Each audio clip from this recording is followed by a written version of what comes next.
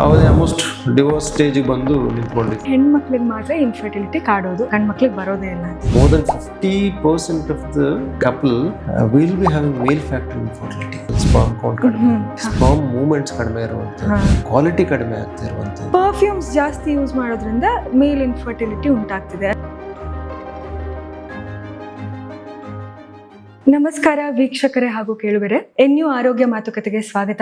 ನಾನು ಡಾಕ್ಟರ್ ಸುಶ್ರಾವ್ಯ. ಹಾಗೆ ಇವತ್ತು ನಾವು ಈ ಸಂಚಿಕೆಗೆ ಚೂಸ್ ಮಾಡ್ಕೊಂಡಿರುವಂತ ಟಾಪಿಕ್ ಅಂದ್ರೆ ಅದು ಆಂಡ್ರಾಲಜಿ. ಈಗ ಮಹಿಳೆಯರ ಜನನಾಂಗದ ಆರೋಗ್ಯ ಸಮಸ್ಯೆಗಳು ಅಂತ ಬಂದಾಗ ಅವರು ಗೈನಕಾಲಜಿಸ್ಟ್ ನ ಬಳಿ ಹೋಗ್ತಾರೆ. ಈ ಎಲ್ಲಾ ಸಮಸ್ಯೆಗಳಿಗೆ ಸೂಕ್ತ ಪರಿಹಾರಗಳನ್ನು ಕೂಡ ಕಂಡುಕೊಳ್ತಾರೆ. ಆದ್ರೆ ಪುರುಷರ ಮೂತ್ರಾಂಗ ಹಾಗೂ ಜನನಾಂಗದ ಆರೋಗ್ಯ ಅಂತ ಬಂದಾಗ ಅವ್ರ ಇದ್ರ ಬಗ್ಗೆ ಮಾತನಾಡೋದಾಗ್ಲಿ, ಈ ಎಲ್ಲಾ ಸಮಸ್ಯೆಗಳಿಗೆ ಅವರು ಪರಿಹಾರವನ್ನು ಪಡೆದುಕೊಳ್ಳೋಕೆ ನಮ್ಮ ಸಮಾಜದಲ್ಲಿ ಒಂದು ಕಳಂಕ ಹುಟ್ಟುಬಿಟ್ಟಿದೆ. ಪುರುಷರು ಈ ಕಳಂಕದಿಂದ ಈ ಎಲ್ಲಾ ಸಮಸ್ಯೆಗಳನ್ನ ಗುಪ್ತವಾಗಿರ್ತಾರೆ, ಯಾರೊಂದಿಗೂ ಚರ್ಚಿಸೋಲ್ಲ, ವೈದ್ಯರ ಬಳಿ ಕೂಡ ಹೋಗೋಲ್ಲ.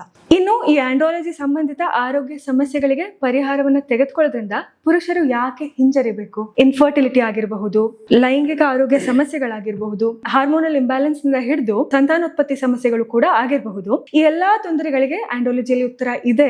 ಇದರಿಂದ ಪುರುಷರ ಆತ್ಮವಿಶ್ವಾಸ, ಸಂಬಂಧಗಳು ಹಾಗೆ ಅವರ ಒಟ್ಟಾರೆ ಯೋಗಕ್ಷೇಮ ಕೂಡ ಬಹಳ ಉತ್ತಮವಾಗಿರುತ್ತೆ, ಹಾಗೆ ಸುಧಾರಿಸುತ್ತೆ ಅಂತ ಹೇಳಬಹುದು. ಹಾಗಾಗಿ ನಮ್ಗೆ ಇಂದು ಈ ಸಲುವಾಗಿ ಮಾರ್ಗದರ್ಶನ ನೀಡಲು ನಮ್ಮೊಂದಿಗಿದ್ದಾರೆ ಶಿವಮೊಗ್ಗದ ಎನ್ಯು ಆಸ್ಪತ್ರೆಯ ಸೀನಿಯರ್ ಕನ್ಸಲ್ಟೆಂಟ್ ಯೂರಾಲಜಿಸ್ಟ್ ಆದಂತಹ ಡಾಕ್ಟರ್ ಪ್ರದೀಪಾ MG ಅವರು. ಇವರ ಬಗ್ಗೆ ಒಂದು ಲಿಸ್ಟ್ ಇದೆ ಇಂಟ್ರೊಡಕ್ಷನ್ ಕೊಡೋಕೆ. 11 ವರ್ಷಗಳ ಎಕ್ಸ್ಪೀರಿಯನ್ಸ್ ಉಳ್ಳ ಇವರ ಪರಿಣಿತಿಯ ಪ್ರಮುಖ ಕ್ಷೇತ್ರಗಳು ಅಂತ ಅಂದ್ರೆ ಕಿಡ್ನಿ ಟ್ರಾನ್ಸ್ಪ್ಲಾಂಟ್, ಕಿಡ್ನಿ ಸ್ಟೋನ್ ನ ಚಿಕಿತ್ಸೆ, ಪ್ರೋಸ್ಟೇಟ್ ಸಮಸ್ಯೆಗಳ ಚಿಕಿತ್ಸೆ, andrology, euro oncology, vascular access surgery, ಹಾಗೆ ಇನ್ನು ಬಹಳಷ್ಟಿದೆ. ಇದನ್ನ ನಾವು ಇವರಿಂದನೇ ಇವತ್ತು ತಿಳ್ಕೊಳ್ಳೋಣ. ಅದಕ್ಕೂ ಮುಂಚೆ ನಾವು ಇವರನ್ನ ಇವತ್ತು ನಮ್ಮ ಈ ಆರೋಗ್ಯ ಕಾರ್ಯಕ್ರಮಕ್ಕೆ ಸ್ವಾಗತಿಸೋಣ. ನಮಸ್ಕಾರ ಡಾಕ್ಟರ್. ನಮಸ್ತೆ ಡಾಕ್ಟರ್, ಈ ಕಾರ್ಯಕ್ರಮ ಶುರು ಮಾಡೋಕ್ಕೂ ಮುಂಚೆ ನಿಮ್ಮ ಪರಿಣಿತಿಯ ಕ್ಷೇತ್ರಗಳ ಬಗ್ಗೆ ನೀವೇ ಒಂದು ಜಸ್ಟ್ ತಿಳಿಸಿ. ಆಲ್ರೆಡಿ ಹೇಳ್ಬಿಟ್ಟಿದ್ರೆ ನೀವು. ಅಲ್ಲ, ನಾನು ಹೇಳೋದಕ್ಕಿಂತ ನೀವು ಹೇಳೋದು better. Urology, urogynaecology, andrology. I am a kidney transplant surgeon, mainly kidney related and urinary related robotic surgeries. Okay doctor, ಈ ವಿಷಯದ ಬಗ್ಗೆ ಸಾಕಷ್ಟು ಚರ್ಚಿಸೋಣ. ಅದಕ್ಕೂ ಮುಂಚೆ ಆಂಡ್ರಾಲಜಿ ಅಂದ್ರೆ ಏನು ಅಂತ ನಮ್ಮ ಕೇಳುಗರಿಗೆ ತಿಳಿಸ್ತೀರಾ ನೀವು? Andrology is concern mainly about ಪುರುಷರ ಲೈಂಗಿಕತೆ ಅಥವಾ ಪುರುಷ ಬಂಜತನ ಸಂಬಂಧಪಟ್ಟ ಸಮಸ್ಯೆಗಳ ಬಗ್ಗೆ mainly andrology is concern. That may be erectile dysfunction ಆಗಿರ್ಬೋದು, ಮಕ್ಕಳು ಆಗದೆ ಇರೋದಕ್ಕೆ ಏನಾದ್ರು ಕಷ್ಟ ಆಗ್ತಿರ್ಬೋದು, ಅವಾಗ ಇದರ ಸಮಾನ ಪ್ಯಾರಾಮೀಟರ್ಸ್ ಅಲ್ಲಿ ಏನಾದ್ರು ಪ್ರಾಬ್ಲಮ್ ಇರ್ಬೋದು, ಇಲ್ಲ ಟೆಸ್ಟಿಕಲ್ಸ್ ಅಲ್ಲಿ ಪ್ರಾಬ್ಲಮ್ ಇರ್ಬೋದು, ಎರೆಕ್ಷನ್ ಮೇನ್ಲಿ ಜನನಾಂಗದಲ್ಲಿ ಏನಾದ್ರು ಪ್ರಾಬ್ಲಮ್ ಇರ್ಬೋದು. ಆ ತರ ಸಮಸ್ಯೆಗಳ ಬಗ್ಗೆ andrology will take care of all those problems. Doctor, ನಿಮಗೆ ಅನ್ಸಲ್ವಾ ಪುರುಷರು ಈ ಎಲ್ಲಾ ಸಮಸ್ಯೆಗಳನ್ನ ಅವರ ಮನೆಯವ್ರ ಹತ್ರ ಆಗ್ಲಿ ಅಥವಾ ವೈದ್ಯರ ಹತ್ರ ಆಗ್ಲಿ ಬಿಚ್ಚಿಡೋಕೆ ಹಿಂಜರಿತಾರೆ ಅಂತ? ಅಂದ್ರೆ ನಮ್ಮ ಸೊಸೈಟಿಲಿ ಒಂದು ಮೈಂಡ್ ಸೆಟ್ ಹುಟ್ಟುಬಿಟ್ಟಿದೆ, ಪುರುಷರಿಗಿಂತ ಮಹಿಳೆಯರಿಗೆ ಈ ಸಮಸ್ಯೆ ಬರೋದು, ಪುರುಷರು ಹೇಳೋ ಹಾಗೆ. Mind set is like that only. ನಾವು ಫಿಮೇಲ್ಸ್ ತುಂಬಾ ಶೈ ಅಂತ ಅನ್ಕೊಳ್ತೇವೆ, ಬಟ್ ಈ ವಿಚಾರದಲ್ಲಿ ಗಂಡಸರು ಸಹ ಅಂದ್ರೆ ಸೋಷಿಯಲ್ ಪ್ರೋಗ್ರಾಮಿಂಗ್ ಕೂಡ ಹಾಗೆ ಇದೆ ಅಲ್ವಾ ಗಂಡಸರಿಗೆ? ಅಂದ್ರೆ ನೀವೇನು ಹೇಳ್ಕೊಳ್ಳೋ ಹಾಗಿಲ್ಲ, ಅಳೋ ಹಾಗಿಲ್ಲ, ಹೆಣ್ಮಕ್ಳ ತರ ವರ್ತಿಸೋಗಿಲ್ಲ, ಆ ತರದ್ದು. ಆಬ್ವಿಯಸ್ಲಿ ಹಿಂಜರದೆ ಜರಿತಾರೆ. ಆ ವಿಷಯದ ಬಗ್ಗೆ ಮಾತಾಡ್ಲಿಕ್ಕೆ ಒಂದು ಕುಟುಂಬದಲ್ಲಿ ಆತರ ಡಿಸ್ಕಸ್ ಮಾಡೋದು ದೂರ ಬಿಡಿ. ಕಲ್ಚರಲ್ ಆಸ್ಪೆಕ್ಟ್ ಕೂಡ ಅದಕ್ಕೆ ಆಡ್ ಆನ್ ಆಗುತ್ತೆ.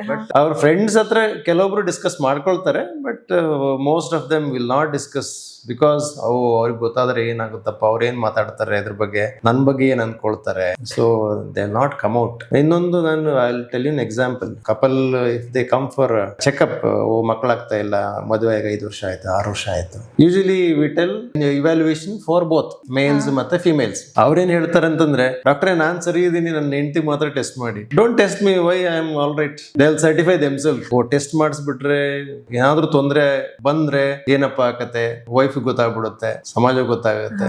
Usually all secrets. ಅಂದ್ರೆ ಯೂಶಲಿ ಬೇರೆಯವ್ರಿಗೆ ಗೊತ್ತಾಗೋದಿಲ್ಲ ಪೇಷಂಟ್ಸ್ ಪ್ರಾಬ್ಲಮ್ಸ್. ಇದು ಫಿಸಿಕಲ್ ಸಮಸ್ಯೆಗಿಂತ ಇದು ಮೆಂಟಲ್ ಸಮಸ್ಯೆ ಅಂತ ನಾವು ಹೇಳ್ಬೋದು. Nobody will share patient related information with anybody without their consent. Usually husband and wife ಬಂದಾಗ obviously wife will know, but other than wife we will not discuss his issues with anybody. No need to be shy. ಹೇಳಿದ್ನಲ್ಲ, semen analysis ಒಂದು ಮಾಡಿಸಿ, ನಿಮ್ semen test ಮಾಡಿಸಿದ್ರೆ ಇಲ್ಲ doctor ನಾನು ಸರಿ ಇದೆ ಅಂತ they will certify themselves. So that is not right actually. Female and males, ಗಂಡಸರು ಮತ್ತೆ ಹೆಂಗಸರು ಈಕ್ವಲಿ ಭಾಗಿದಾರ. ಮಕ್ಕಳಾಗ್ತಾ ಇಲ್ಲ, ಏನಾದ್ರು ಸಮಸ್ಯೆ ಇದೆ ಅಂತಂದ್ರೆ couples we have to see as a couple, we have to evaluate both male and females. ಇನ್ನೊಂದು ಇಂಟರ್ನೆಟ್ ಬಂದಾಗಿಂದ ಮಿಸ್ಇನ್ಫಾರ್ಮೇಶನ್ ಅದೊಂದು ಸಮಸ್ಯೆ ಆಗಿದೆ. ಸ್ವಲ್ಪ ಸಮಸ್ಯೆ ಇಲ್ಲ, it has become big nuisance now. They will Google everything and other thing is, I'll see around 10-15 patients per month, those who are having Google syndrome. They keep thinking about that only, go for a depression, all kinds of anxiety, all kinds of things. I have referred so many patients for a psychiatrist. Doctor, ಇನ್ನೊಂದು, ಪುರುಷರು delay ಮಾಡ್ತಾರೆ ವೈದ್ಯರನ್ನ ಭೇಟಿ ಮಾಡೋಕೆ ಅಂತ. So ಯಾವ stages ಅಲ್ಲಿ ಪುರುಷರು ಬರ್ತಾರೆ ನಿಮ್ಮ ಹತ್ರ? ಈಗೆಲ್ಲ I told you, social media awareness ಇದೆ.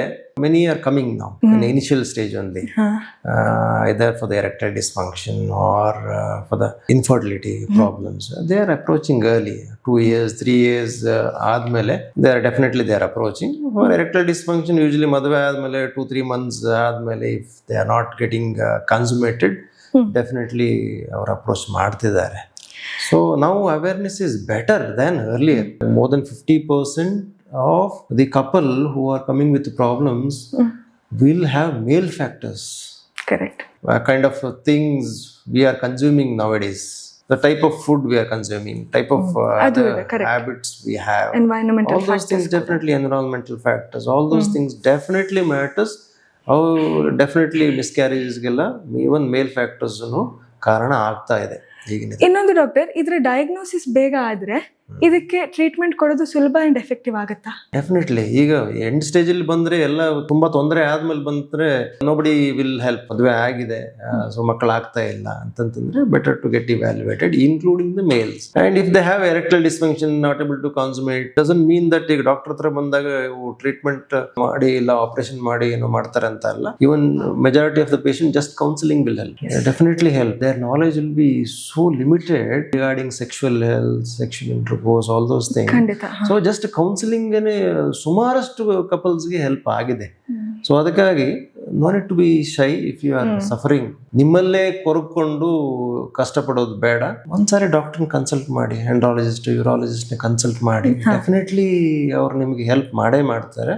Married for about 2 years, not able to consummate the marriage. So ಅವಾಗ ಆಲ್ಮೋಸ್ಟ್ ಡಿವೋರ್ಸ್ ಸ್ಟೇಜಿಗೆ ಬಂದು ನಿಂತ್ಕೊಂಡಿತ್ತು. 3 years ಆದಮೇಲೆ ನಮ್ಮನ್ನು ಕನ್ಸಲ್ಟ್ ಮಾಡಿದ್ರು. We helped them and they are happy. Both couples are happy now. So effective treatments available now. Make utilize those kind of treatment which is available by the expert urologists or andrologists. Okay doctor, ಈಗ real elephant in the room ಅಂತಾರಲ್ಲ, ಅದನ್ನ address ಮಾಡೋಣ. ಮೇಲ್ infertility ಅಥವಾ ಪುರುಷ ಬಂಜೆತನ. ಸಾಮಾನ್ಯವಾಗಿ ಎಲ್ಲರೂ assume ಮಾಡ್ತಾರೆ ಹೆಣ್ಮಕ್ಳಿಗೆ ಮಾತ್ರ ಇನ್ಫರ್ಟಿಲಿಟಿ ಕಾಡೋದು, ಗಂಡ್ ಮಕ್ಳಿಗೆ ಬರೋದೇ ಇಲ್ಲ ಅಂತ. ನೀವ್ ಇದ್ರ ಬಗ್ಗೆ ಏನ್ ಹೇಳ್ತೀರಾ? ಪ್ಲೀಸ್ ಇದನ್ನ ಡಿಮಿಸ್ಟಿಫೈ ಮಾಡಿ ಈ ಪ್ಲಾಟ್ಫಾರ್ಮ್ ನಲ್ಲಿ. ಅರ್ಲಿಯರ್ ಅದೇ ಕಾನ್ಸೆಪ್ಟ್ ಇದೆ, ಡಾಕ್ಟರ್ ನಾನ್ ಪರ್ಫೆಕ್ಟ್ ಇದೀನಿ, ನನ್ನ ಹೆಂಡತಿನೇ ಆಲ್ವೇಸ್ ಪ್ರಾಬ್ಲಮ್ಯಾಟಿಕ್ ಅಂತ. The era has changed. Time has changed now. More than 50% of the couple will be having male factor infertility. More than 50%.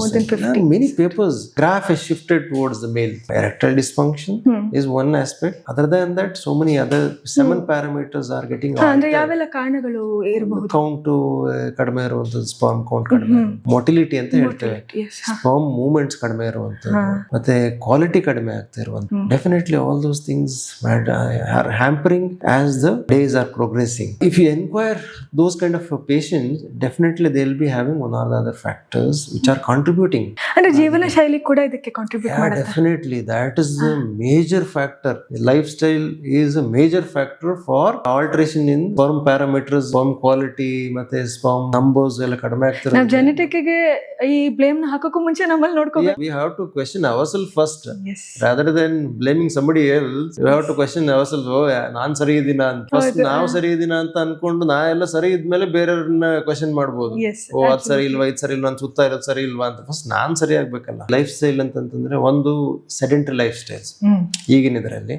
Other is increase in diabetes. Diabetes definitely effect ಈ semen parameters, semen count ಆಗಲಿ, motility ಆಗಲಿ, quality ಆಗಲಿ, diabetes definitely help ಮಾಡುತ್ತೆ. Many of the patients ಬರ್ತಾರಲ್ಲ, ಈಗ fertility problem, erectile problem ಅಂತ ಬರ್ತಾರಲ್ಲ, ನಾವು ಟೆಸ್ಟ್ ಮಾಡ್ಲಿಕ್ಕೆ ಹೇಳ್ತೇವೆ, ಡಯಾಬಿಟಿಸ್ ಎಲ್ಲ ಟೆಸ್ಟ್ ಮಾಡಿ ಅಂತ. ಬಟ್ ಅವ್ರು ಹೇಳ್ತಾರೆ, ಸರ್ ನನ್ಗೆ ಯಾಕೆ ಡಯಾಬಿಟಿಸ್ ಬರುತ್ತೆ ಸರ್ ಈ ಏಜ್ಗೆನೆ, ನನ್ನ ತಂದೆಗಿಲ್ಲ ತಾಯಿಗಿಲ್ಲ.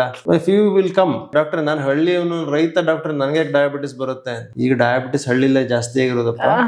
India is becoming capital of diabetes because it is happening in villages. Carbohydrate rich diet ಇಂದ ಆಗಿರಬಹುದು. We blame carbohydrate. Main factor is quantity of food we are consuming, the amount of work we are doing, exercise agli, kelsa agli. ಈಗ everything is almost machinery. The effort is very less. Eating is not stopped. ಮುಂಚೆ ವರ್ಷದಲ್ಲಿ 5-6 ಸಲ sweet ತಿಂದಿದ್ರೆ ಈಗ ನಿತ್ಯ. ಕೆಲಸ ಕಡಿಮೆ ಆಗಿದೆ, ತಿನ್ನೋದು ಜಾಸ್ತಿ ಆಗಿದೆ. That is the only factor which is contributing for everything. Correct. What I feel, whether it is diabetes, fertility, erectile dysfunction, ನಮ್ಮ lifestyle has changed a lot. So that is contributing. That is a major thing. And other thing is definitely smoking has increased. Tobacco, we are doing one study, gutka consumption and testicular size. Those who consumed gutka for 5 or more than 5 years and their testicular size, we are coming out with the data. So gutka has become rampant. And that also in village side, so many people who are chewing gutka, they are coming with sperm count very low, absence of sperms, okay, azoospermia anta ಹೇಳ್ತಾರೆ. They are coming with those kinds of problems. Patients, even after they stop it, ಒಂಥರ reverse ಆಗದೆ ಇರೋ ಸ್ಟೇಜಿಗೆ ಹೋಗಿರುತ್ತೆ. ಈಗ earlier stage ಅಲ್ಲಿ ಅವರು ಬಿಟ್ರೆ tobacco chew ಮಾಡೋದು, ಗುಟ್ಕಾ ಚೀವ್ ಮಾಡೋದು ಅದೆಲ್ಲ ಮೇ ಬಿ ರಿವರ್ಸಿಬಲ್. ಬಟ್ ಅದನ್ನೇ ಲಾಂಗ್ ಟರ್ಮ್, ಈಗ 5 years 10 years down the line ಅವರು ರೆಗ್ಯುಲರ್ ಆಗಿ ಗುಟ್ಕಾ ಎಲ್ಲ ಚೀವ್ ಮಾಡ್ತಿದ್ದಾರೆ, ಟೊಬ್ಯಾಕೊ ಚೀವ್ ಮಾಡ್ತಿದ್ದಾರೆ ಅಂತಂತಾರೆ. ಅದು even they stop it after 5-10 years, usually ಅದು ರಿವರ್ಸ್ ಆಗಿ ನಾರ್ಮಲ್ ಲೆವೆಲ್ಗೆ ಬರ್ತಾ ಇಲ್ಲ. ಪರ್ಫ್ಯೂಮ್ಸ್ ಜಾಸ್ತಿ ಯೂಸ್ ಮಾಡೋದ್ರಿಂದ ಮೇಲ್ ಇನ್ಫರ್ಟಿಲಿಟಿ ಉಂಟಾಗ್ತಿದೆ ಅಂದ್ರೆ ಫೆರಮೋನ್ ಡಿಸ್ಟ್ರಪ್ಷನ್ ಆಗತ್ತೆ ಲೈಂಗಿಕ ಆರೋಗ್ಯ ಅಂತ ತಗೊಂಡಾಗ, ಸೊ ಮೇಲ್ ಇನ್ಫರ್ಟಿಲಿಟಿ ಉಂಟಾಗ್ತಿದೆ ಅಂತ. ಇದು ನಿಜ? Definitely, all sperms are chemicals only. Any chemical you inhale or consume definitely will affect your hormonal parameters. Hormonal parameters affect ಆಯ್ತು ಅಂತಂದ್ರೆ definitely it is a cause. Hormonal rhythm is very important. Testosterone ಮತ್ತೆ gonadotropins, HLH is very important. ಅದ್ರಲ್ಲಿ alteration ಆಯ್ತು ಅಂತಂದ್ರೆ definitely it will affect for sperm health ಮತ್ತೆ erectile functions. Definitely it will affect. Doctor, ಇನ್ನೊಂದು ವೆರಿಕೋಸೀಲ್ ಅಂದ್ರೆ ಏನು? Varicose vein ಅಂತ ಕೇಳಿದಿರಾ? ಕಾಲು ನರ ಉಬ್ಬೋದು ಅಂತ ನಮ್ಮ ಆಡು ಭಾಷೆಯಲ್ಲಿ ಹೇಳ್ತಾರೆ, ಕೇಳಿದಿರಲ್ಲ? ಹೌದು, ಸೇಮ್ ನರ ಉಬ್ಬೋದು ಅಥವಾ ವೆರಿಕೋಸ್ ವೈನ್ಸ್. ಟೆಸ್ಟಿಕಲ್ಸ್ ಎಲ್ಲ ಆಯ್ತು ಅಂತಂದ್ರೆ ಅದಕ್ಕೆ ನಾವು ವೆರಿಕೋಸಿಲ್ ಅಂತ ಹೇಳ್ತೇವೆ.